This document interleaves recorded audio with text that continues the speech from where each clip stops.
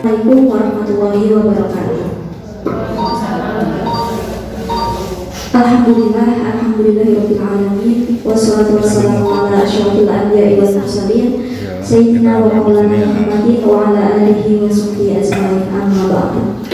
Yang terhormat Ibu Kepala Sekolah SDN Ujung 2, Ibu Sri Wahyu Endang Astuti, yang kami hormati rekan-rekan guru dari SDN Ujung 2, dan yang kami hormati wali murid dari SDN Ujung 2 yang berkenan hadir pada pagi menjelang siang ini. Puji syukur kehadirat Allah Subhanahu wa Ta'ala, di mana pada hari ini kita bisa berkumpul dalam ruangan kelas 5 di SDN Ujung 2 ini dalam acara seminar menciptakan budaya positif dalam keadaan sehat walafiat.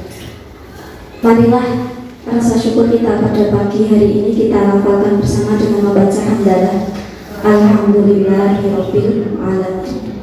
Shalawat serta salam semoga senantiasa tercurah kepada baginda Nabi Muhammad sallallahu alaihi wasallam.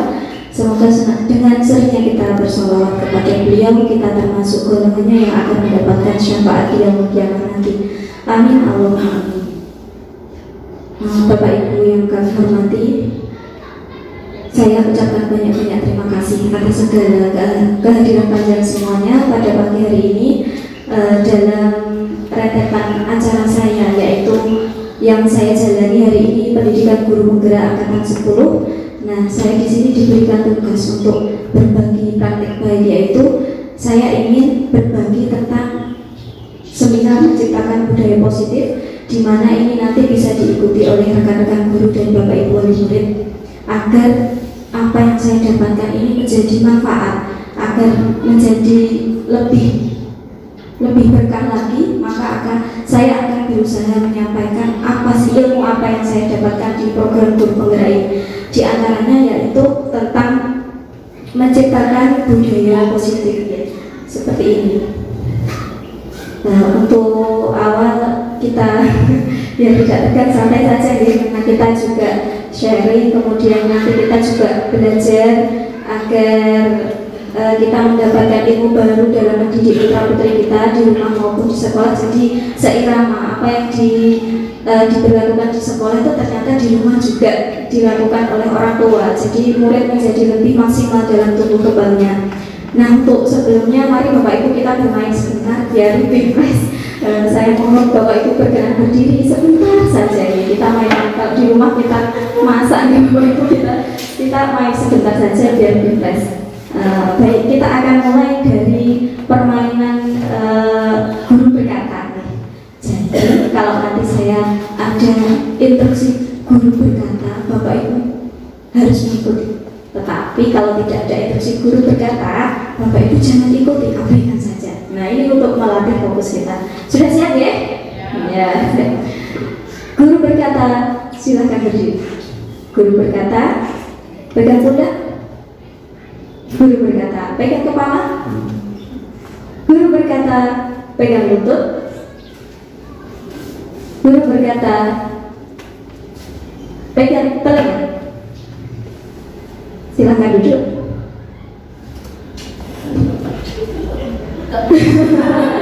Ada guru berkata, jadi jangan terjadi kepala. Tepuk tangan buat kita semua. Ada yang fokus, ada yang belum bawa sama, ada mamanya masih nggak apa-apa. Terima kasih sudah berkenan bermain sebentar. Ya, silakan duduk. Guru berkata silakan duduk. Ya. Nah, mari kita mulai ya. Bismillahirrahmanirrahim. Menciptakan budaya positif. Jadi apa sih yang dimaksud budaya positif?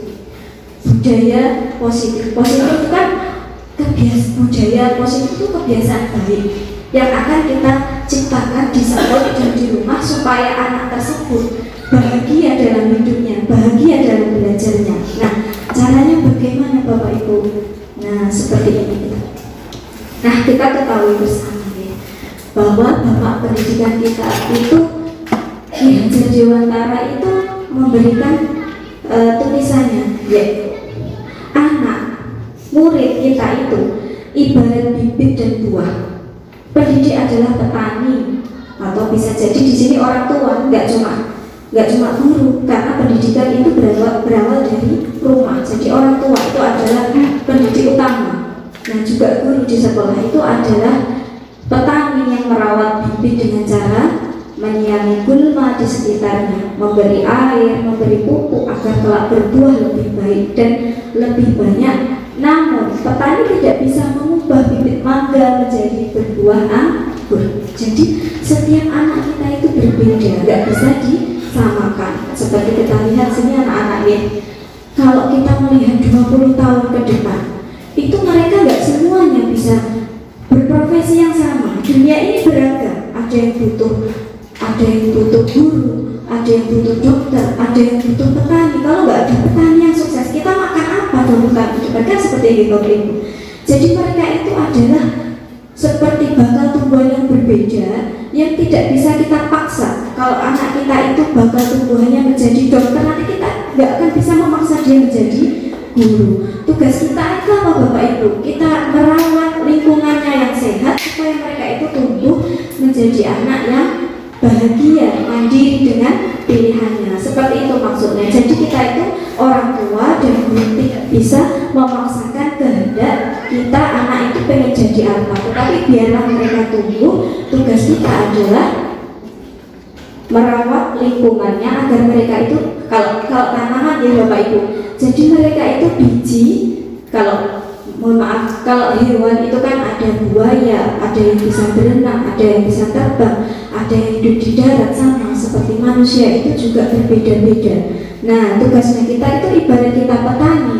Kita nggak bisa mengubah biji jagung menjadi biji mangga, tetapi yang bisa kita lakukan adalah merawatnya supaya tadi tumbuhan itu maksimal ya. Nah caranya bagaimana Bapak Ibu kita merawat, yaitu dengan menciptakan lingkungan yang aman. Maaf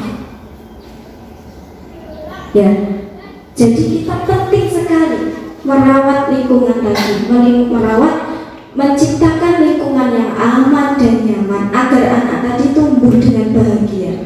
Nah kalau di sekolah itu ibarat tempat bercocok tanam, sehingga guru mengusahakan sekolah jadi lingkungan yang menyenangkan, menjaga dan melindungi murid dari hal-hal yang tidak baik. Ini berlaku di rumah nih. Jadi orang tua itu tugasnya menjaga mereka, kemudian menyenangkan, melindungi murid dari hal-hal yang tidak baik. Kalau ada hama berarti harus disingkirkan.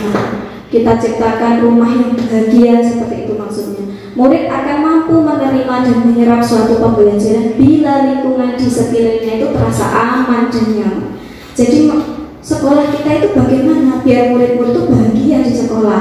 Baru kalau mereka sudah bahagia, mereka sudah enjoy di sini, mereka akan bisa belajar dengan baik. Maksudnya seperti itu ya. Jadi kuncinya kita adalah menciptakan lingkungan dan aman dan nyaman dulu bagi murid kita.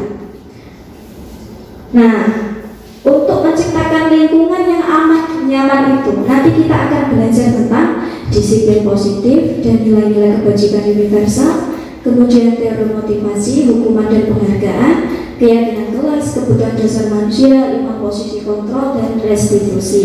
Nah, kuncinya kita akan memahami ini ya, kita pahami bersama.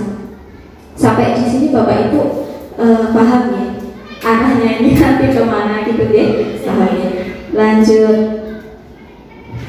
Nah, kemudian bagaimana tuh kita menciptakan anak disiplin? Disiplin positif itu maksudnya apa? Anak itu berlaku disiplin tanpa kita menyuruh. Berarti mereka mempunyai motivasi dari diri mereka. Iya toh, anak-anak itu tuh biar berangkat tepat waktu tanpa ayah ibunya harus ayo udah bangun. Bagaimana tuh anak-anak itu biar mau belajar tanpa guru itu harus ibaratnya apa nih, harus menekan mereka, memaksa mereka. Itu bagaimana caranya? Itulah yang dinamakan disiplin positif, yaitu disiplin tanpa memaksa, tanpa mengancam. Jadi mereka tumbuh dari motivasi internal dari dalam dirinya. Cara penerapan disiplin yang mengajarkan anak bertanggung jawab serta menumbuhkan kesadaran diri berdasarkan nilai kebajikan universal. Nah, dapat kalau kita menerapkan disiplin positif itu apa manfaatnya? Dapat membuat murid memahami dan menyadari sebagai tindakan berdasarkan motivasi dari motivasi dalam diri, bukan karena paksaan atau pujian. Jadi mereka mampu berdisiplin tanpa kita paksa. Itu sebenarnya bagaimana nanti kita akan ada deh. Nah, kemudian yang berikutnya kita pahami adalah teori motivasi, hukuman, dan penghargaan. Bapak Ibu, anak itu melakukan sesuatu biasanya ada motivasinya. Kenapa saya harus mengerjakan PR biasanya, atau kenapa ketika saya di rumah itu disuruh ibu saya kok harus malu? Biasanya punya motivasi tersendiri. Yang pertama, untuk menghindari ketidaknyamanan atau hukuman. Biasanya anak itu mau melakukan karena takut dihukum, takut dimarahi. Nggih, pernah seperti itu Bu, di rumah, sehingga mereka manut sinau aku di ibu marah. Akhirnya mereka sinau aku tidak, ibu udah disinau. Makanya mereka belajar ya. Sama bapak ibu pun juga seperti itu. Kadang mereka dikasih PR itu mengerjakan, kenapa nggak dikerjakan? Kok kadang ditanya tuh, kok mau mengerjakan kenapa? Lah gue dihukum bunda kalau udah 10 kali kadang gitu ya. Itu yang kita pahami. Mereka itu takut atau menghindari hukuman. Yang kedua, mereka itu ingin mendapatkan imbalan atau penghargaan. Misalnya kalau ada anak ikut program tahfidz, nanti kalau kamu bisa wisuda tak hadiah HP misalkan. Itu motivasi kedua. Ada yang ingin mendapatkan penghargaan atau imbalan. Tapi bagaimana sih biar anak itu, oh saya itu ikut tahfidz kan benar-benar ilmu ini bermanfaat misalnya gitu ya. Jadi itu motivasi yang pertama dan kedua. Yang ketiga, motivasinya untuk menjadi orang yang mereka inginkan dan menghargai diri sendiri dengan nilai-nilai yang mereka percaya. Nah, menurut Bapak Ibu, 3 motivasi ini tuh yang paling dibutuhkan kita sebagai pendidik dan orang tua tuh anak kita harapkan yang pertama, yang kedua, dan yang ketiga. Report Mas Bapak. Iya, enaknya itu anak itu melakukan diri buatan tadi juwehi, buatan tadi perintahnya untuk menjadi orang yang mereka inginkan, menghargai diri sendiri dan nilai-nilai yang mereka percaya. Bapak Ibu, motivasi yang pertama, yang kedua itu dari luar, di eksternal.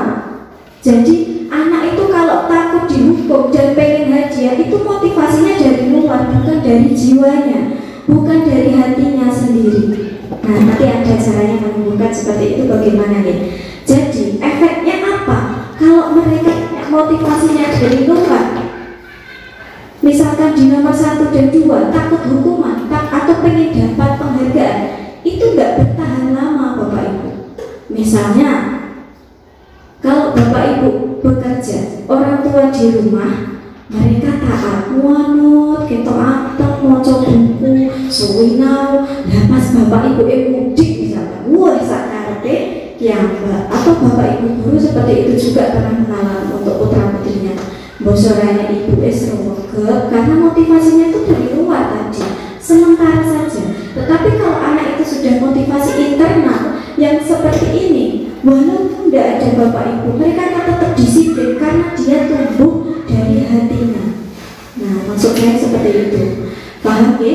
Jadi tujuh Bapak Ibu itu, kita di sini di sekolah di rumah harus berusaha menumbuhkan motivasi anak itu dari dalam dirinya atau motivasi internal yang ketiga ini. Nah, selanjutnya keyakinan kelas ini, alhamdulillah sekolah kita sudah menerapkan ya Bapak Ibu, dari kelas 1 sampai kelas 6 itu di awal pembelajaran masuk itu diharapkan sudah membuat keyakinan kelas. Seperti ini kelas 3 kemarin sudah membuat keyakinan kelas. Apa sih keyakinan kelas? Keyakinan kelas itu pernyataan-pernyataan yang disepakati bersama oleh guru dan murid untuk menjadi pedoman dalam bersikap dan berperilaku di kelas. Jadi untuk Bapak Ibu guru bisa membuat keyakinan kelas itu di awal semester. Kalau biasanya anak-anak libur itu kan lama, kalau masuk langsung pelajaran itu seperti motor tuh kalau diajak jalan kan harus dipanasin dulu nih. Sama anak-anak itu juga masih ke bawah libur, ayo pulang nah seperti itu. Bapak Ibu wali kelas bisa yang pertama adalah membuat keyakinan kelas, tapi harus melibatkan murid. Jangan dibuat sendiri. Kalau dibuat sendiri, kalian harus membersihkan ini, kalian harus seperti ini. Itu peraturan, itu hanya sepihak. Jadi itu dibuat guru saja yang itu efeknya kurang baik. Maka kita ajak anak-anak, ayo nak, hari ini kita awal masuk, kita buat perjanjian, yuk kita pengen kelas seperti apa. Nah, mereka muncullah keinginan, oh saya ini kelasnya bersih bu, oke, yang pertama menjaga kebersihan. Kemudian kalian pengen kelas yang seperti apa? Disiplin dan tepat waktu. Nah, ini adalah usulan anak-anak. Kemudian kita buat yang cantik dan ditanda tangan anak-anak, kita pajang di kelas. Janjilah, ini namanya kesepakatan atau keyakinan kelas. Nah, gunanya untuk apa Bapak Ibu? Sewaktu-waktu mereka melanggar, lancar. Ini kemarin keyakinan kita bersama. Nah, seperti itu. Ini bisa menjadi senjata kita. Janji awal kita bagaimana? Ini tidak hanya berlaku untuk anak Bapak Ibu, tapi kita berusaha berlaku untuk semuanya. Karena seperti guru itu adalah teladan bagi murid-muridnya. Jadi seperti di rumah juga bisa ngobrol sama anak. Kamu tuh pengen ibu seperti apa toh? Coba kita kadang kita tuh bisa bereaksi, kamu pengen ibu yang seperti apa?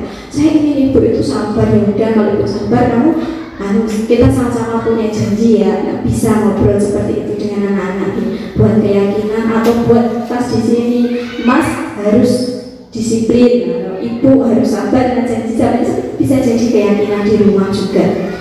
Nah, kemudian yang kita pahami berikutnya adalah kebutuhan dasar manusia. Maaf, sampai di sini sudah bisa dimengerti ya Bapak Ibu. Ya, alhamdulillah. Kemudian kebutuhan dasar manusia. Apa itu yang dimaksud kebutuhan dasar? Manusia itu pada dasarnya memiliki 5 kebutuhan dasar yang tidak bisa ditolak. Ini harus dipenuhi. Nah, semua orang senantiasa berusaha untuk memenuhi kebutuhannya dengan berbagai cara. Bila mereka tidak bisa mendapatkan kebutuhannya dengan cara yang positif, mereka bisa melanggar peraturan atau melakukan hal-hal yang tidak sesuai dengan nilai-nilai kebajikan. Jadi, anak atau murid kita itu ketika melanggar sebuah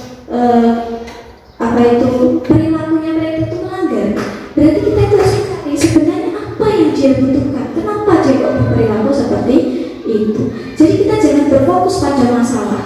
Misalkan anak itu melakukan kesalahan, kita jangan ulang kesalahan. Kamu seperti ini, kamu lah, nggak akan dapat solusi. Maka kita sabar dulu, kita urai satu-satunya, kok seperti itu. Itulah kenapa manusia itu mempunyai kebutuhan dasar. Yang pertama bertahan hidup, kemudian manusia itu butuh kasih sayang, betul apa betul? Pengen disayang, pengen dicintai, kemudian butuh kebebasan, nggak mau dikekang kita sebagai manusia, butuh happy atau kesenangan dan penguasaan. Misalnya nih, ada anak kemudian masuk di kelas, kok dia itu lesu, gak gatek pelajaran, bubuk nih meja gitu, mulai datang pada pagi itu dia lesu gitu. Maka kita sebagai guru itu sebaiknya jangan langsung, kamu tidak memperhatikan saya, kok kamu tidur-tiduran, kamu menyepelekan saya. Tidak seperti itu Bapak Ibu. Mari kita hampiri pelan-pelan, kita lihat dulu kenapa dia seperti itu. Kita tanya, nak, kenapa kok terlihat lemas, belum sarapan, bu ikut baik, ibu kerja. Kalau seperti itu gimana hati kita Bapak Ibu? Apa masih tega untuk marah-marah? Makanya cari tahu dulu kebutuhan apa yang dia butuhkan. Ternyata dia butuh makan, dia butuh bertahan hidup, makanya dia melanggar, tidak memperhatikan. Maksudnya seperti itu nih.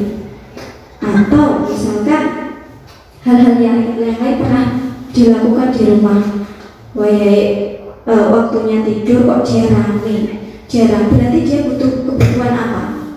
Kesenangan. Kalau di rumah nih, kita dudukkan dulu, kenapa rame? Intinya kita itu disuruh sabar Bapak Ibu. Jadi guru, jadi orang tua itu harus sabar, tidak menjuluki anak, kamu itu nakal, kamu itu melanggar. Jangan juluki nakal dulu. Mereka membutuhkan sesuatu, yaitu kebutuhan dasar ini mereka sedang tidak dipenuhi. Jadi mereka melanggar peraturan. Bisa dimengerti ya, kita lanjutkan.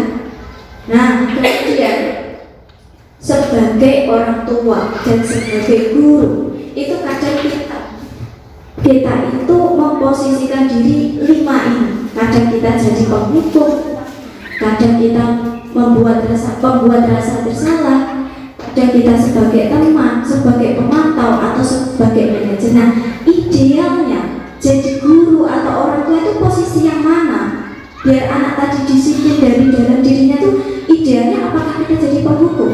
Apakah kita harus menjadi orang yang membuat rasa bersalah sehingga anak itu down? Apakah kita berperilaku sebagai teman sehingga mereka nyaman dengan kita, atau pemantau atau manajer? Nah, masing-masing itu ada plus minusnya Bapak Ibu. Nah, untuk mengetahuinya, contoh penerapannya seperti ini. Mari kita lihat video ini. Kira-kira setelah Bapak Ibu melihat video ini, nanti Bapak Ibu kira-kira mau memposisikan seperti apa? Paling ideal itu seperti apa? Maaf ya, tadi belum saya hubungkan.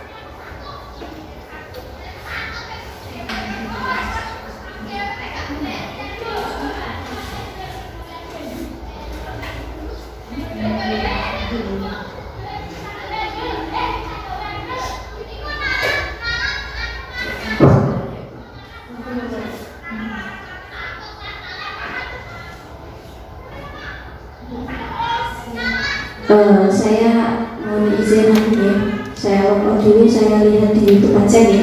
Saya ambil video ini di YouTube.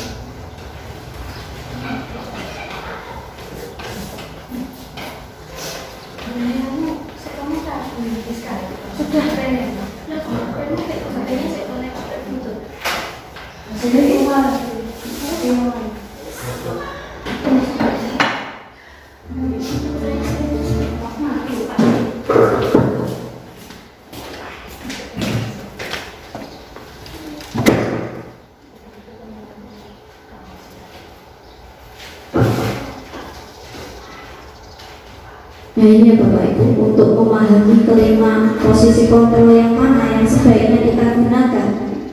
Salam bahagia Ibu dan Bapak Guru hebat.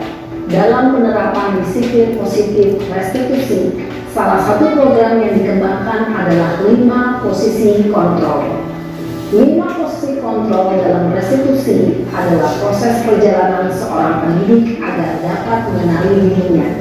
Pada video kali ini, kita akan membahas tentang 5 posisi kontrol yang dikembangkan oleh Diane Dawson dan contoh penerapannya.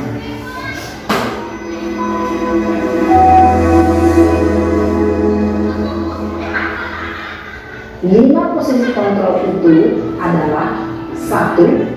Posisi penghukum. 2. Posisi pembuat merasa bersalah.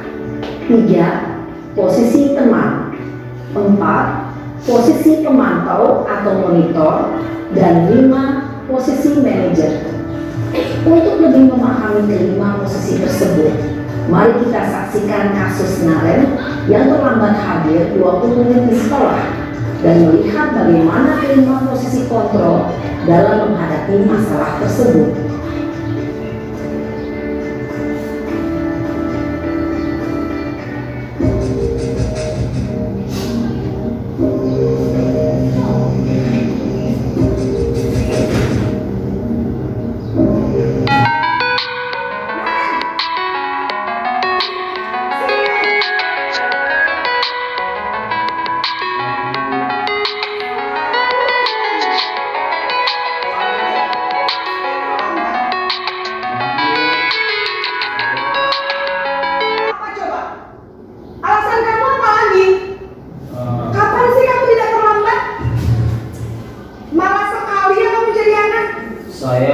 Dasar pemalas, gak kapok-kapok sih kamu.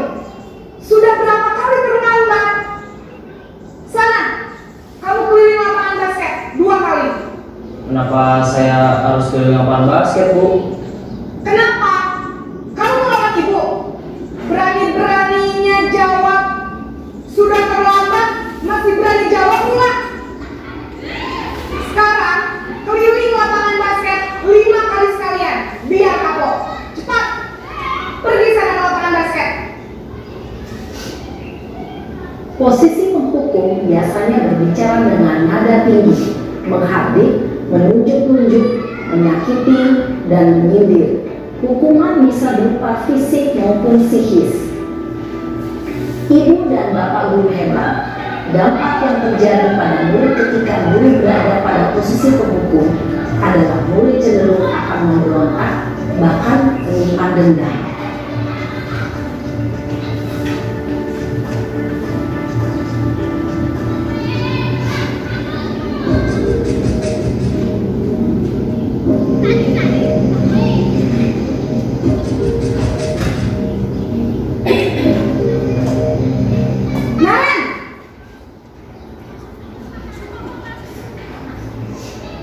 Selamat pagi, Bu. Naren, kamu kenapa terlambat lagi, nak? Ya Tuhan, Naren, kamu senang ya bikin ibu susah ya? Kalau kamu terlambat lagi, nanti ibu yang ditegur bapak kepala sekolah, nak. Disangka ibu tidak bisa membina kamu. Duh, gimana ini? Maaf, Bu. Duh, Gusti Naren, kamu suka ya kalau ibu tegur bapak kepala sekolah? Terus, sekarang ibu harus tulis apa yang di buku absen? Ini kamu sudah sering terlambat loh. Ibu harus apa coba? Maaf, Bu. Maaf sekali. Ya sudah, lain kali jangan bikin ibu susah lagi ya, nak ya. Ibu tidak akan kuat lagi kalau kamu begini terus. Bisa jantungan kalau ibu tegur bapak kepala sekolah. Sana cepat ke kelas. Maaf ya, Bu. Maaf sekali. Posisi pembuat rasa bersalah berbicara dengan nada tenang, cenderung lembut. Namun kata-kata yang diutarakan membuat murid merasa menjadi orang yang gagal, memandang buruk dirinya sendiri, merasa tidak berharga, dan tidak sanggup membahagiakan orang lain. Ketika guru mengambil posisi pembuat rasa bersalah, murid akan menganggap dirinya yang bersalah dan ia akan menyimpan emosi negatif tersebut di dalam dirinya.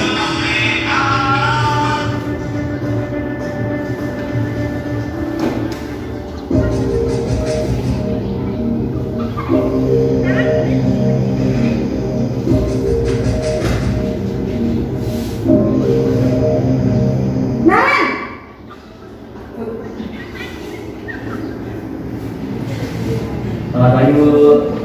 Wah, sudah jam berapa ini nak? Terlambat lagi ya sayang. Iya Bu, habis ibu saya lupa bangunkan saya Bu. Kamu malah menyalahkan ibu kamu. Kamu bukannya anak yang larinya paling kencang. Kok terlambat sih? Iya Bu, saya memang terlambat bangun tadi. Jadi biarpun saya lari kencang, tetap gak kesenjar Bu. Ya sudah sana, nanti lain kali larinya lebih kencang lagi ya. Biar gak terlambat lagi. Bikin seneng ibu, demi ibu. Bisa kan? Bisa lah Bu. Ya sudah sana masuk kelas. Ibu beresin urusan absen kamu. Kamu ini ada-ada saja. Dalam posisi teman, guru berbicara dengan nada suara ramah, akrab, cenderung bersenda gurau untuk menjaga suasana tetap santai. Murid akan merasa senang, aman, dan akrab dengan guru. Identitas yang tercipta adalah identitas sukses atau berhasil. Namun, perlu diingat, karena ini masih dorongan eksternal, maka ada faktor ketergantungan dan murid kepada orang tertentu. Di sini, guru absennya, sehingga di lain waktu, murid bisa berperilaku baik, namun hanya kepada orang-orang tertentu saja.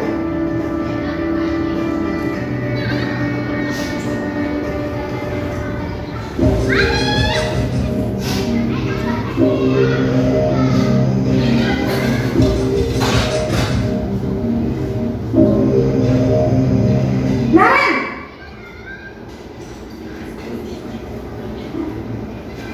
Selamat pagi Bu. Naren, apa peraturan sekolah kita tentang jam berapa kita harus masuk sekolah, nak? Kita harus di sekolah jam 7 Bu. Iya betul, sekarang sudah jam 7.20. Naren sudah tahu konsekuensinya jika terlambat hadir. Paham Bu. Saya harus tinggal kelas pas jam istirahat selama 20 menit. Iya benar, konsekuensinya demikian. Jadi nanti jam 9.30 pas istirahat, kamu harus tinggal di kelas, kerjakan tugas tambahan untuk ketertinggalan kamu, ya? Baik Bu. Posisi pemantau mengandalkan penghitungan atau data untuk mengontrol murid. Guru mengarahkan murid berdasarkan peraturan dan konsekuensi. Seorang pemantau menunjukkan bahasa tubuh dan ekspresi wajah yang datar dan cenderung formal.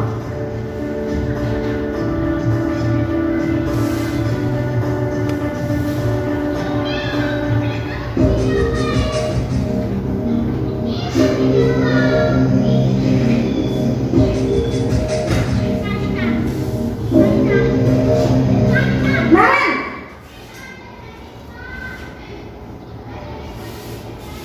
Selamat pagi Bu. Selamat pagi Naren. Maaf Bu, saya terlambat. Iya, sekolah masuknya jam 7, sekarang sudah jam 7.20.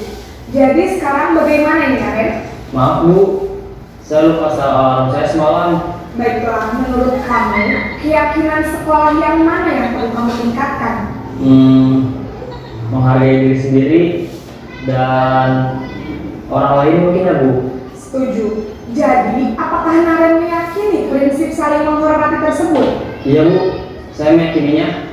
Apakah Naren bersedia memperbaiki masalah keterlambatan ini? Bersedia Bu. Bagaimana kamu akan memperbaiki masalah keterlambatan ini? Saya akan coba untuk tidak lupa menyetel alarm saya Bu. Baik, kalau Naren lupa menyetel alarm di rumah, ada orang yang kira-kira bisa bantu mengingatkan tidak? Ada Bu, kakak saya, Kak Emma. Ada lagi selain Kak Emma?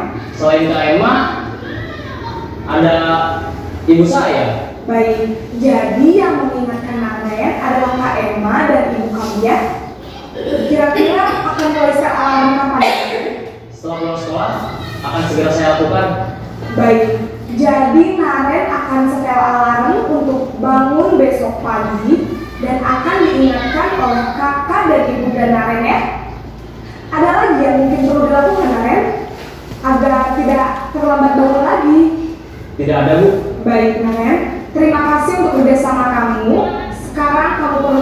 kelas untuk belajar. Baik Bu, terima kasih. Posisi manajer adalah posisi kontrol yang disarankan untuk membimbing murid memiliki sikap disiplin yang positif, yaitu murid yang mandiri, bertanggung jawab, dan dapat memecahkan masalah. Tujuan dari posisi ini adalah agar murid dapat berefleksi atas tindakannya. Guru akan dengan tulus memberikan pertanyaan-pertanyaan bermakna, sehingga membuat murid dapat belajar dari kesalahannya dan mencari sebuah solusi untuk menyelesaikannya. Ibu dan Bapak guru hebat, setelah mengamati adegan kelima posisi kontrol tadi, kira-kira posisi mana yang paling ideal? Posisi Ya, itu tadi yang sudah kita lihat ya Bapak Ibu. Kita tadi sudah melihat 5 posisi kontrol yang bisa dilakukan guru dan orang tua di rumah. Nah, menurut Bapak Ibu, posisi mana yang dapat menunjang motivasi dari dalam murid sehingga anak itu disiplin tanpa dipaksa? Menurut Bapak Ibu yang mana? Yang mana guru? Posisi manajer. Menurut Bapak Ibu, anak murid yang mana kira-kira? Sehingga anak itu bisa tersadar dengan sendirinya itu posisi yang mana? Manajernya, betul sekali Bapak Ibu. Idealnya kita sebagai orang tua itu, sebagai guru itu memposisikan diri sebagai manajer. Jadi kalau ada anak yang salah, kita tidak langsung menghukum karena itu membuat anak sakit hati dan bisa jadi dendam. Kemudian kita tidak membuat dia merasa bersalah karena itu membuat dia minder.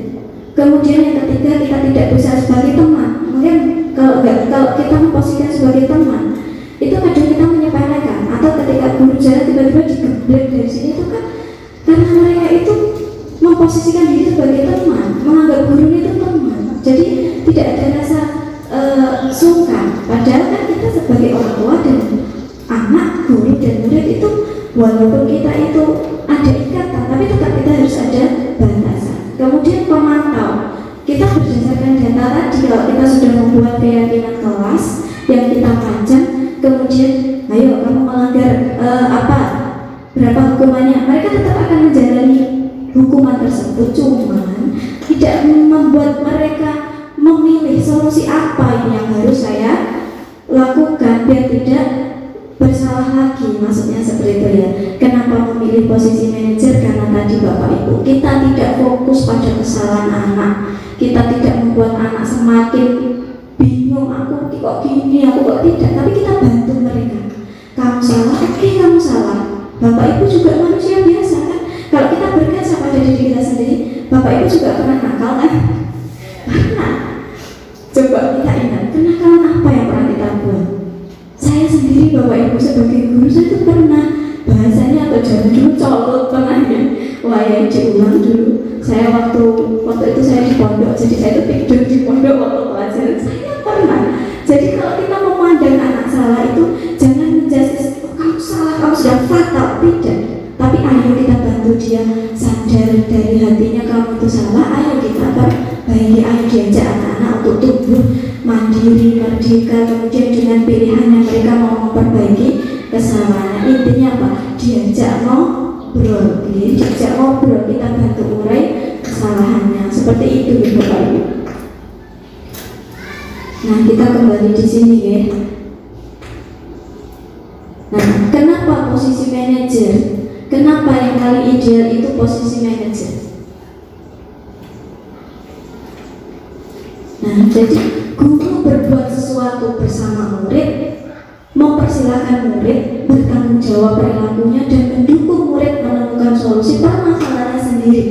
Bukan didikte oleh kita, tapi murid bisa, aku harus apa? Mereka kita giring ke pertanyaan-pertanyaan yang bisa membuat mereka tersadar dengan kesalahannya sehingga mereka mau merubah sikapnya. Tapi ini butuh kesabaran Bapak Ibu. Biasanya kalau anak salah kita langsung gemes karena kita banyak pekerjaan, kita itu capek, tapi saya langsung salah sidik itu langsung kita ngegas. Dan itu loh, kita kuncinya kita harus sabar dulu ya.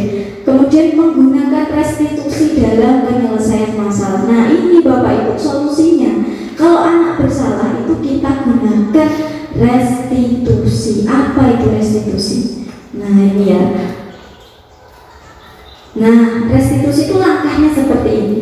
Kalau anak kita bermasalah, kita penyelesaiannya ada 3 langkah atau yang disebut restitusi. Yang pertama, Bapak Ibu, yang pertama itu kita menstabilkan identitas dulu.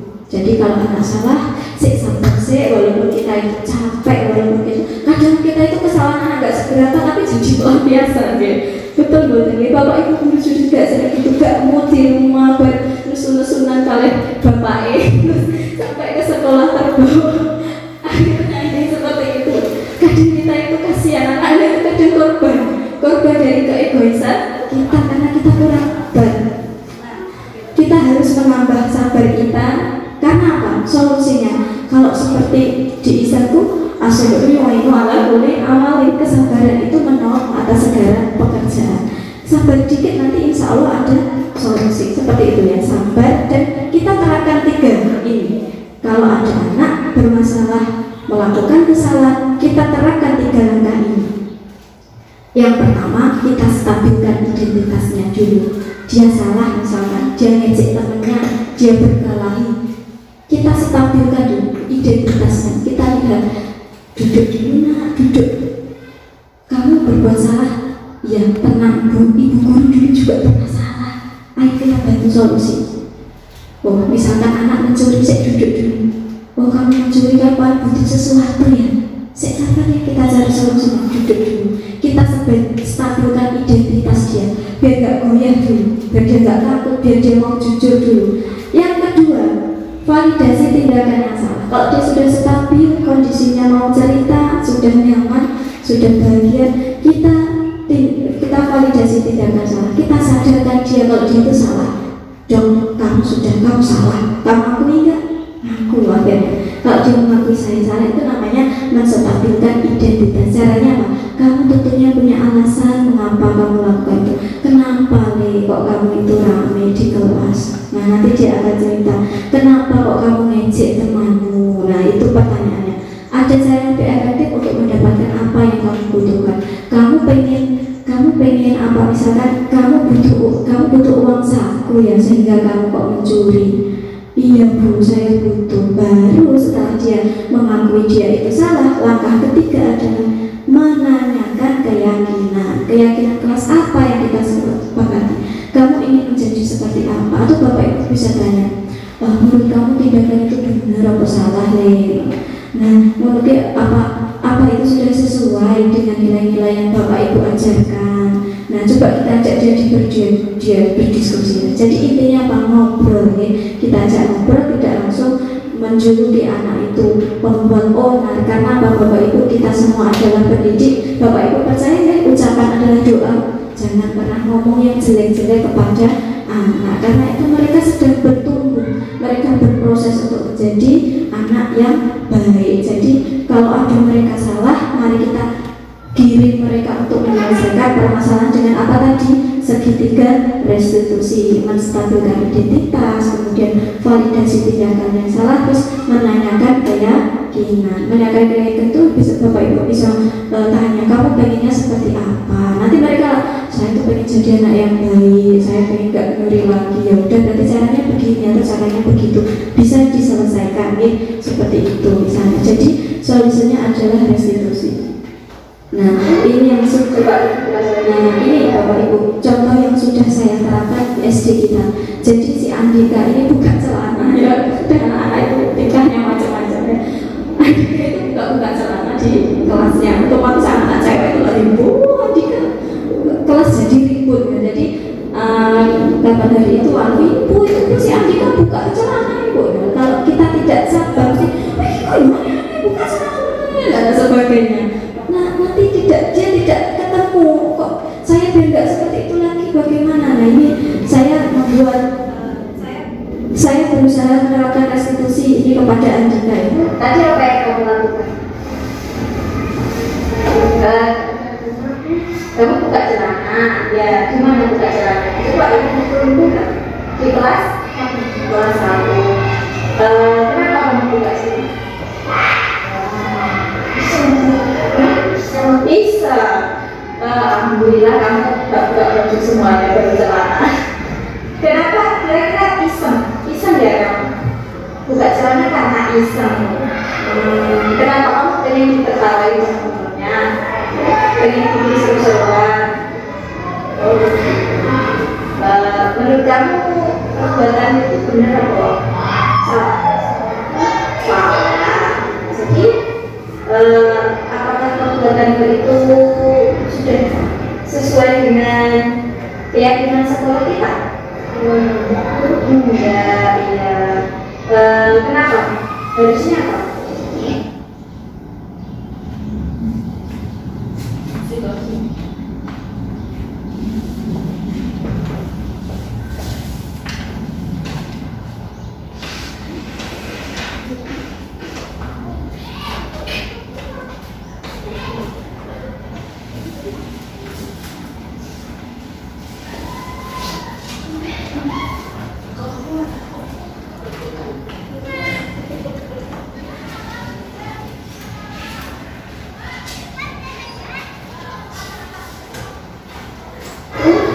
Coba, kamu perbuatan itu benar atau salah?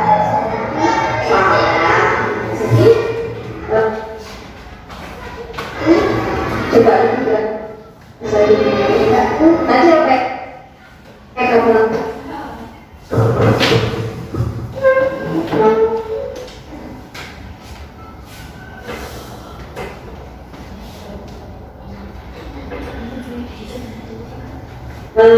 apakah perbuatan itu sudah sesuai dengan keyakinan sekolah kita? Enggak, ya. Kenapa? Harusnya apa? Harusnya nggak buka jalan. Karena kenapa? Nggak jalannya. Malu? Iya, malu ya. Malu kalau Anda buka celana itu kan malu karena apa? Itu kan aurat ya, harus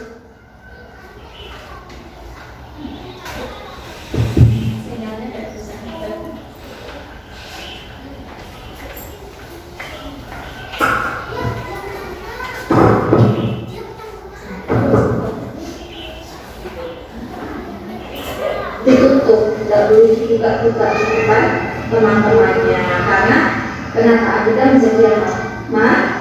Malu.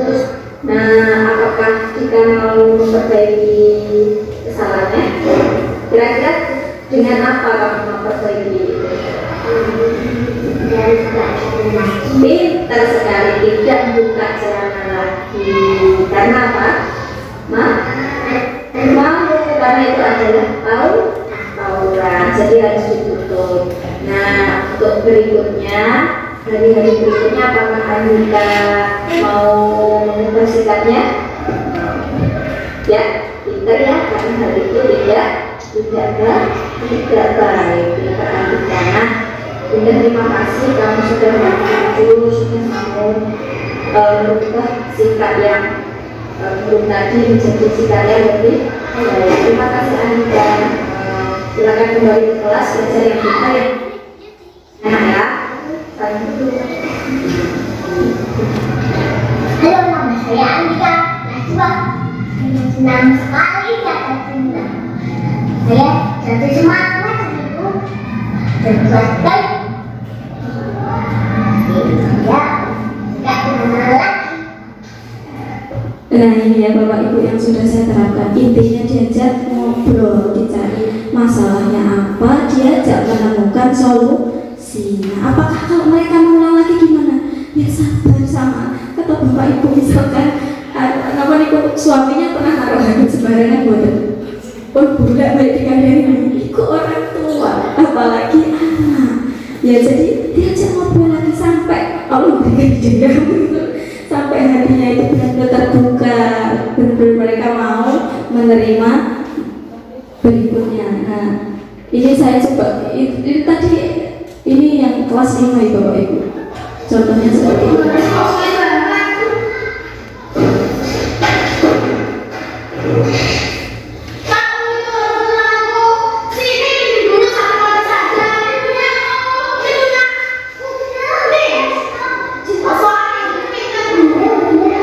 Ya, kenapa? Kenapa kalian bekerja?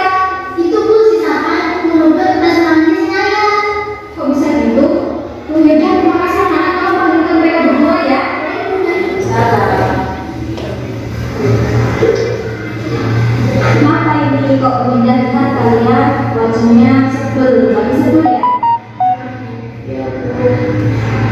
Kenapa? Ada apa nih? Selalu menenteng keulanganku. Oh, sama menenteng. Lalu apa yang terjadi? Sama aku tes ulanganku. Oh begitu. Sampah, apa benar yang dikatakan Anda? Iya Bu, karena ulangannya susah jadi saya terpaksa mencontek. Oh begitu. Lalu benar kamu membaca juga? Iya. Sampah, udah tahu kamu lagi kesulitan karena ulangan itu susah. Dan itu wajar kalau kamu itu gelisah sehingga kamu takut nggak bisa mengerjakan. Akhirnya kamu mengambil cara untuk mencontek. Benar seperti itu perasaanmu? Benar. Oh begitu. Jadi, Bunda mau tanya, apakah perbuatan kamu itu benar, Safa? Enggak Bu. Apakah mencontek itu hal yang baik, Safa? Enggak. Jadi keyakinan kelas apa yang kamu langgar di sini, Safa? Mencontek satu ulangan dan merobek kertas teman. Iya. Jadi, apakah kamu sudah jujur dalam ulangan? Belum. Apakah kamu menyadari kesalahan kamu? Iya, saya menyadari. Kira-kira setelah ini apa yang akan kamu lakukan untuk memperbaiki kesalahan, Safa? Meminta maaf kepada saya dan tidak mengulangi lagi untuk mencontek satu ulangan. Menurut kamu, agar kamu tidak kesulitan mengerjakan ulang itu, langkah kamu bagaimana, Safa? Belajar dengan sungguh-sungguh. Oh begitu. Jadi kamu akan belajar sungguh-sungguh. Iya. Nah, kalau boleh bertanya, kamu ingin jadi anak yang seperti apa, Safa? Anak yang baik. Jujur mungkin? Iya. Iya, terima kasih. Naya, apakah kamu mau maafkan Safa? Iya Bu. Ya, coba sekarang lakukan apa yang harus kamu lakukan Safa pada Naya. Silakan kamu. Saya minta maaf ya. Ya, aku maafkan. Naya jangan diulang lagi ya. Iya. Ya, terima kasih anak-anak. Bunda harap setelah ini kalian akan semangat membuat yang jujur ya. Jangan sampai ada lagi peristiwa seperti ini. Terima kasih sudah ngobrol sama kalian. Sekarang ke kelas. Assalamualaikum warahmatullahi wabarakatuh. Perkenalkan, nama saya Safa dari Wibowo. Saya kelas 5. Saya senang sekali diajak Bunda berdiskusi dan saya lebih semangat lagi berbuat jujur dan melaksanakan keyakinan kelas. Terima kasih Bunda. Wassalamualaikum warahmatullahi wabarakatuh. Bapak Ibu, jadi kita ganti pertanyaan-pertanyaan yang dia mau jawab. Langkah apa yang bisa memperbaiki kesalahanmu. Terus maka akan timbul motivasi dari dirinya. Jadi tidak kita dikte, karena kita tidak bisa mengontrol mereka. Yang bisa mengontrol mereka itu anak-anak, itu diri mereka sendiri. Tugas kita seperti tadi, guru adalah menumbuhkan lingkungan yang baik, yang positif, sehingga anak dari dalam dirinya ini tadi tumbuh motivasinya sendiri dengan pertanyaan-pertanyaan yang bermakna. Ya, jadi sabar, diajak diskusi, menumbuhkan pertanyaan yang bermakna.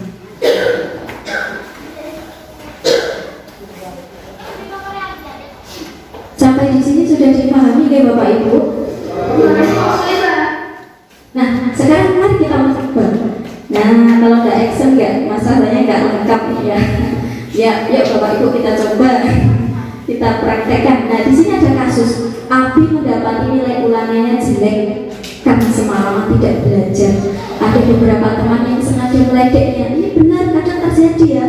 Anak tersinggung, nilainya merah, kemudian, jelek, aku bagus. Akhirnya dia ngamuk, dia marah, merobek-robek kertas ulangannya. Sehingga kadang itu Bapak Ibu anak itu kalau sudah marah, bangku terbang-terbangan juga pernah ya, pensil terbang, bangku meja terbang, akhirnya gaduh satu kelas. Nah itu kalau nggak bahaya gimana? Kalau nggak betul gimana? Nah itu kadang terjadi, sehingga teman-temannya takut. Menurut Bapak Ibu, ayo percakapannya bagaimana? Tidak ada jawaban salah, semuanya Bapak Ibu saya ajak berhenti sebentar, kita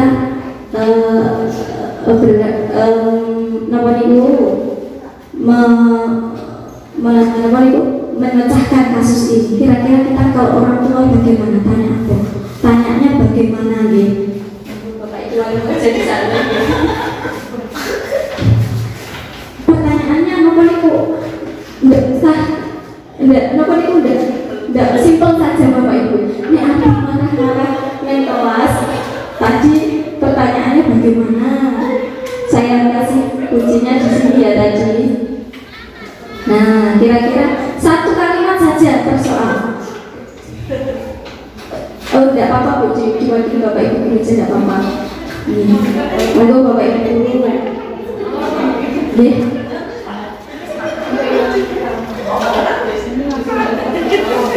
Ini contoh kalimat ya. Satu kalimat saja. Kalau Bapak Ibu wali murid agak kesulitan, langsung praktek aku jadi paham. Tapi nek nulis kula niku bingung. Mboten napa-napa nggih, mboten napa-napa. Kadang niku langsung praktek mawon. Langsung Excel wis paham alhamdulillah malah nggih. Langsung Excel saja. Aku jadi aku jadi dia mau.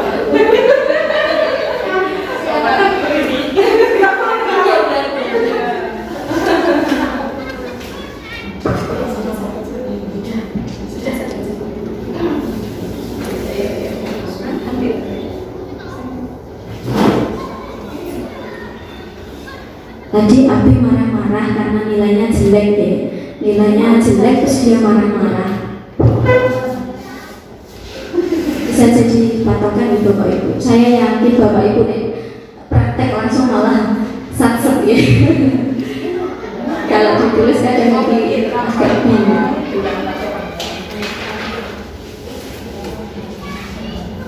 Sini kita memposisikan sebagai manajer ya, dengan menggunakan langkah restitusi ini tadi.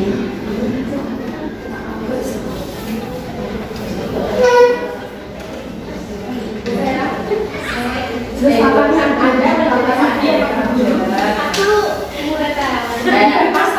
yang mulai dari dulu Oh iya, praktek drama aja ya. Ya udah ya, alhamdulillah Bapak Ibu drama. Teman-teman saya ini memang kreatif sekali. Yang jadi abinya begini. aku ambil aja nanti Bu Vera yang jadi gurunya Iya, Bu Vera jadi gurunya. ini apa ini mau teman-temannya yang jadi Enggak, action langsung ya, langsung action ya. Nanti kalau ada anak yang melanggar seperti ini ya. Iya, tantrum. Tantrum dulu Bu.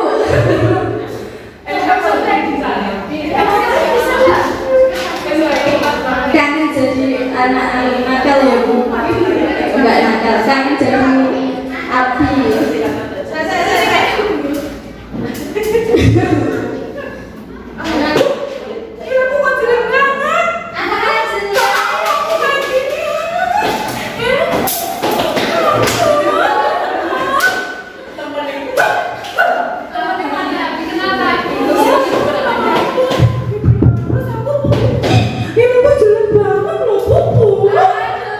Ya, sebentar ya, Bi. Sini dulu, dekat sama ibu dulu sini. Ya, sini. Sini duduk sini dekat sama ibu sini.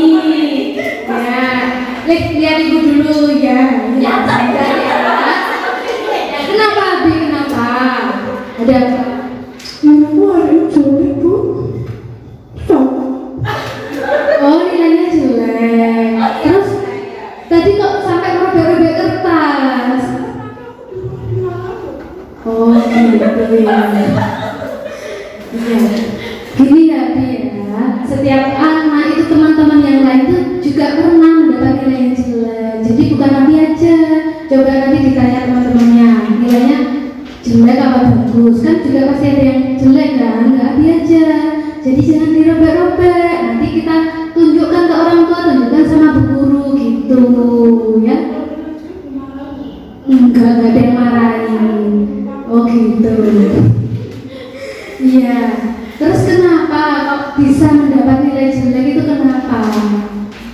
Semalam Kemarin saya main game, kan yang nggak ada lupa kalau hari ini tadi ada ulangan. Tadi kok belajar tuh. oh jadi semalam tidak belajar.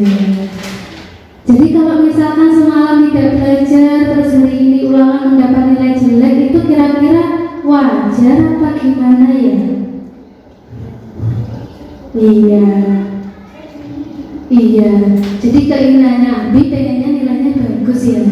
Jadi kalau pengen nilainya bagus itu sebaiknya Abi bagaimana, apa yang harus dilakukan? Iya, berarti kalau ibu gurunya kemarin bilang besok mau ulangan, berarti malam harus belajar, gitu ya Abi ya. Terus kalau dapat nilai jelek kurang, jangan terus dirobek. Berarti Abi harus semangat belajar, lebih ditingkatkan lagi, gitu ya Abi ya. Iya, diingat-ingat ya, besoknya dapat nilai yang baik, gitu ya.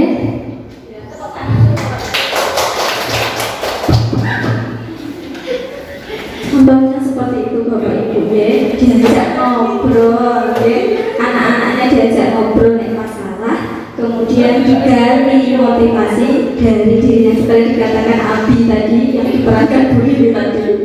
Kayaknya itu dulu pemeran drama. Ya, Abi tadi dengan kesadaran dirinya bicara, saya harus belajar Bu. Itu kan dia sendiri. Jadi tidak kamu tuh harus belajar, kadang kayak dipaksa malah. Kan kalau kita itu bayangin kita saja bapak orang tua ketika kita di lingkungan dibentak-bentak, apa yang akan kita pikir? Malah dibentak-bentak itu malah kita buat dendam, malah nggak mau. Tapi kalau ayo kamu gimana, nah seperti itu. Abi tadi dengan kesadaran dirinya akan tumbuh sikapnya untuk memperbaiki, yaitu dengan belajar. Terima kasih Bu Vera, inspirasi saya. Ini ada yang mau membacakan Ibu? Oh, dibaca saja. Ya, alhamdulillah, saya sangat terima kasih sudah berkenan di Bapak Ibu sekalian. Stabilitasnya. Kenapa marah-marah sama temannya? Ya, betul ya Bu Vera, betul. Pintar Bapak Ibu, jadi ditanya dulu. Kenapa tuh marah-marah? Dengan ada yang penuh kasih sayang, gitu ya. Kemudian validasi tindakan perbuatan hukum. Benar atau tidak, dan kenapa kamu harus marah sampai ngamuk? Nah, itu dia akan jawab salah, berarti itu betul validasi tindakan.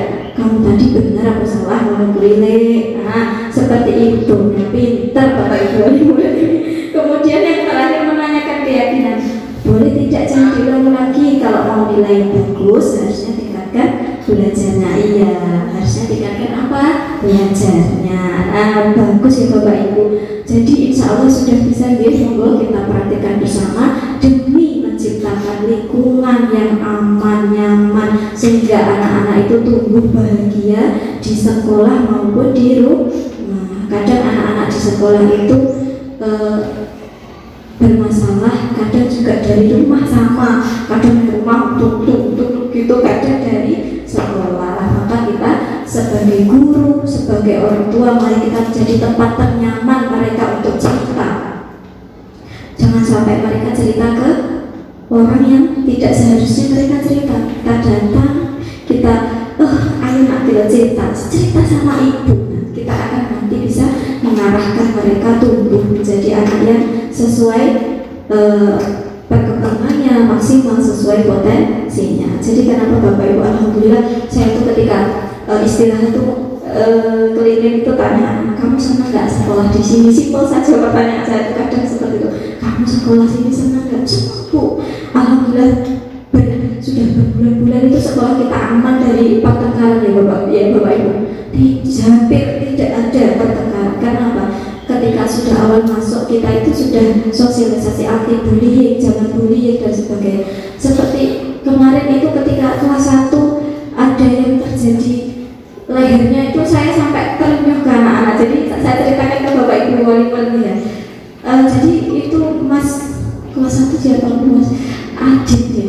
Yang kecil itu Adit itu kena sobek kirinya itu, kena layangan. Terus pagi-pagi itu saya datang, ada yang cerita kelas 6, Bu tadi pagi Adit itu sobek sininya Bu, kena layangan. Nah terus apa yang terjadi? Mbak Nanda, Mas Reza kelas 6 tuh lari cari langsung kelas.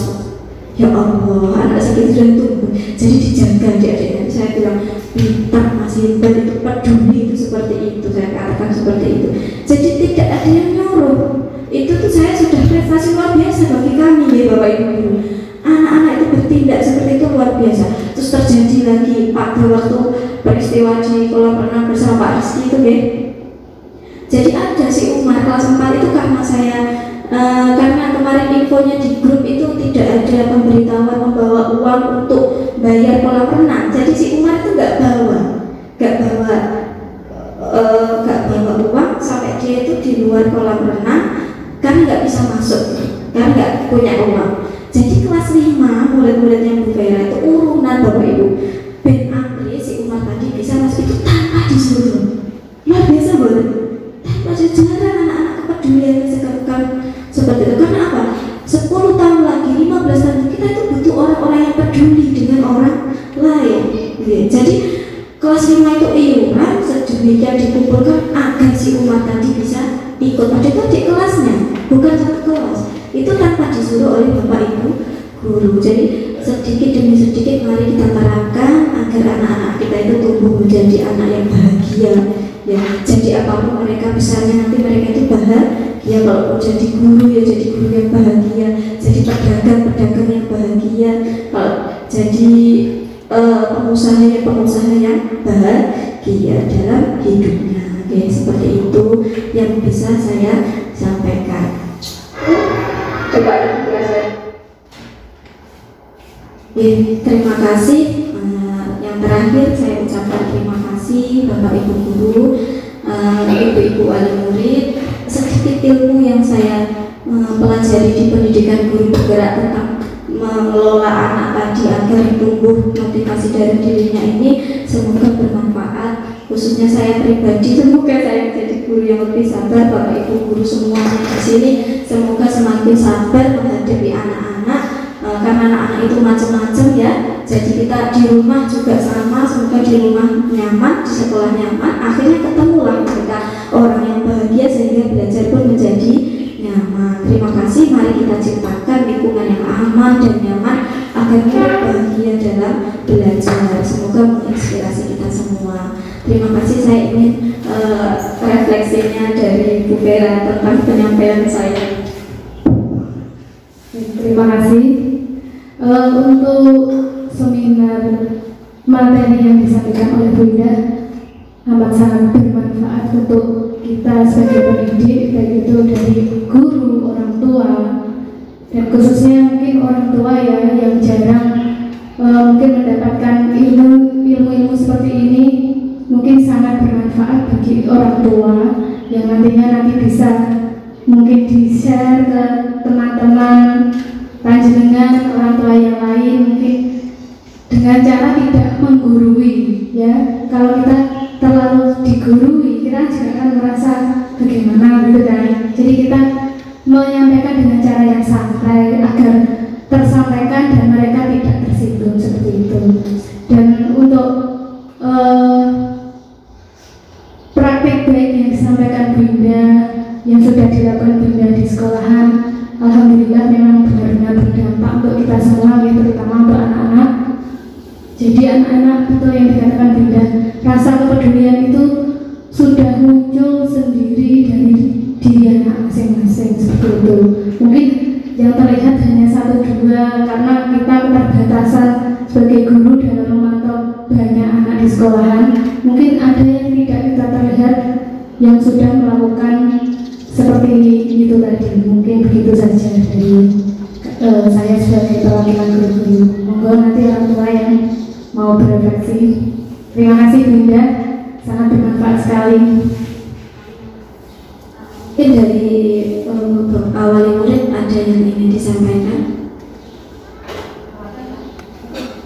Sama-sama.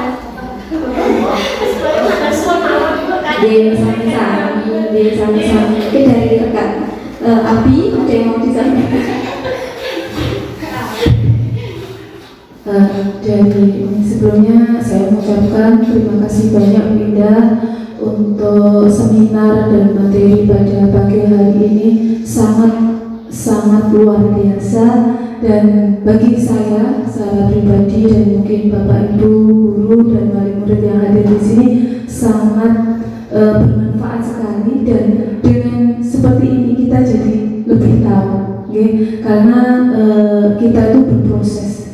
Proses itu waktunya tidak sebentar, tapi lama dan harus terbiasa. Jadi hari ini materi yang disampaikan oleh Bu Ida sangat bermanfaat sekali dan saya merasa belajar lagi dari sini. Jadi akan saya berpikir apa yang harus saya ubah selama ini, selama saya di kelas 2. Kan di sini saya juga belajar ya, karena dari awalnya dulu saya di kelas atas terus sekarang di kelas bawah.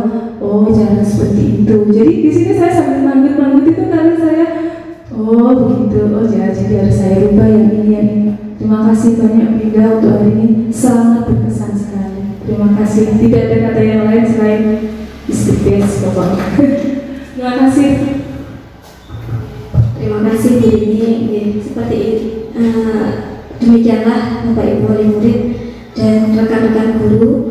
Saya juga banyak mengucapkan terima kasih. Semoga ilmu yang kita pelajari hari ini tuh bisa kita amalkan sedikit demi sedikit. Kita berusaha menjadi orang tua dan guru yang sabar menuntun mereka hingga mereka itu tumbuh menjadi anak-anak yang mereka inginkan, ya, mereka inginkan sesuai nilai-nilai baik yang mereka pahami. Seperti itu. Terima kasih rekan-rekan guru yang selalu support saya, yang selalu membantu saya ini itu dan sebagainya, selalu mendukung saya, dan Bapak Ibu wali murid yang sudah berkenan hadir menyempatkan waktu, saya sangat berterima kasih. Marilah kita tutup acara seminar menciptakan budaya positif ini dengan bacaan hamdalah bersama. Alhamdulillahirabbil alamin. Subhanakallahumma wa bihamdika asyhadu an la ilaha illa anta astaghfiruka wa atubu ilaik. Wassalamualaikum warahmatullahi wabarakatuh.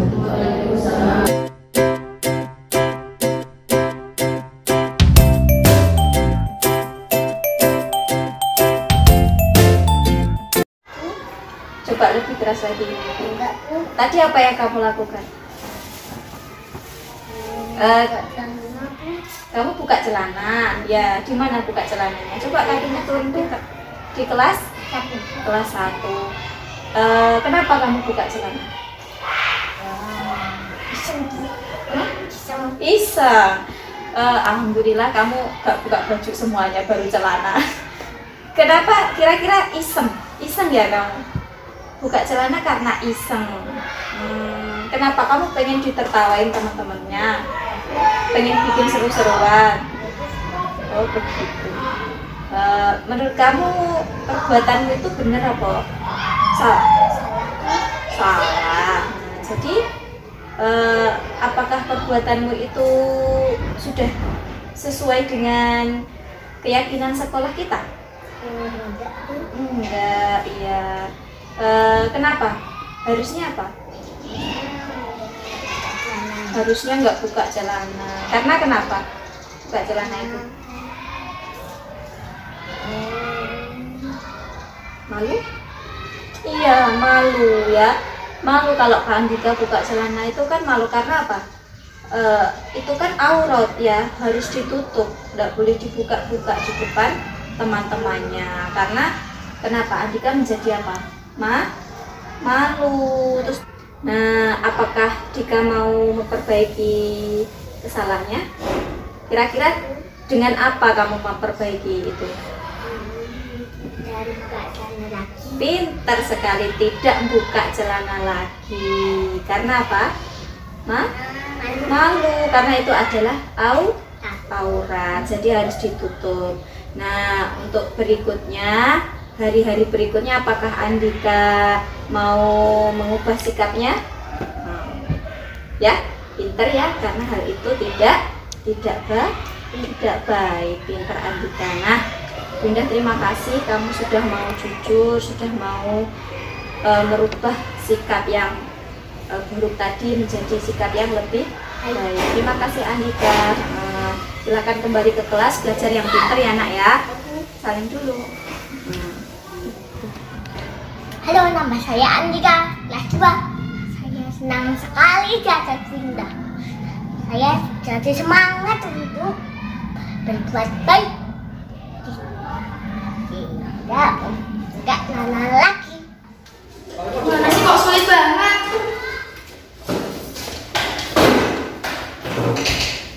Kamu itu rambut tunanganku.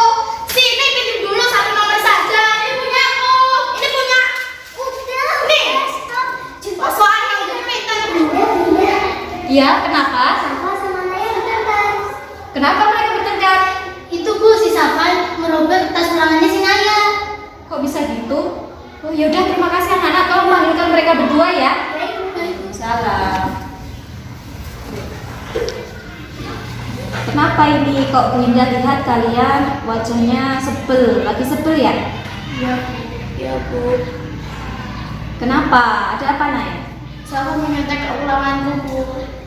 Oh, Safa menyontek. Lalu apa yang terjadi? Safa lalu merobek kertas ulanganku. Oh begitu. Safa, apa benar yang dikatakan Naya? Iya Bu, karena ulangannya susah jadi saya harus terpaksa mencontek. Oh begitu. Lalu benar kamu merobeknya juga? Iya. Safa, Indah tahu kamu lagi kesulitan karena ulangannya itu susah. Dan itu wajar kalau kamu itu gelisah sehingga kamu takut nggak bisa mengerjakan. Akhirnya kamu mengambil cara untuk mencontek. Benar seperti itu perasaanmu? Benar. Oh begitu. Jadi Indah mau tanya, apakah perbuatan kamu itu benar, Safa? Enggak Bu. Apakah mencontek itu hal yang baik, Safa? Enggak. Jadi keyakinan kelas apa yang kamu langgar di sini, Safa? Mencontek saat ulangan dan merobek kertas teman. Iya. Jadi, apakah kamu sudah jujur dalam ulangan? Belum. Apakah kamu menyadari kesalahan kamu? Iya, saya menyadari. Kira-kira setelah ini apa yang akan kamu lakukan untuk memperbaiki kesalahanmu, Safa? Meminta maaf kepada Naya dan tidak mengulangi lagi untuk mencontek saat ulangan. Menurut kamu, agar kamu tidak kesulitan mengerjakan ulangan itu, langkah kamu bagaimana, Safa? Belajar dengan sungguh-sungguh. Oh begitu. Jadi kamu akan belajar sungguh-sungguh? Iya. Nah, kalau Bu Indah tanya, kamu ingin jadi anak yang seperti apa, Safa? Anak yang baik. Jujur mungkin? Iya, Iya. jujur. Ya, terima kasih. Naya, apakah kamu mau memaafkan Safa? Iya Bu. Ya, coba sekarang lakukan apa yang harus kamu lakukan, Safa, pada Naya. Silakan minta maaf. Naya minta maaf ya. Iya, aku maafkan. Lain kali jangan diulangi lagi ya. Iya. Ya, terima kasih anak-anak. Bunda harap setelah ini kalian akan terus semangat berbuat yang jujur ya. Jangan sampai ada lagi peristiwa seperti ini. Terima kasih, Bunda bangga sama kalian. Silakan ke kelas. Assalamualaikum warahmatullahi wabarakatuh. Perkenalkan, nama saya Safa Zarin Wibowo. Saya kelas 5. Saya senang sekali diajak Bu Indah berdiskusi dan saya lebih semangat lagi berbuat jujur dan melaksanakan keyakinan kelas. Terima kasih Bu Indah. Wassalamualaikum warahmatullahi wabarakatuh.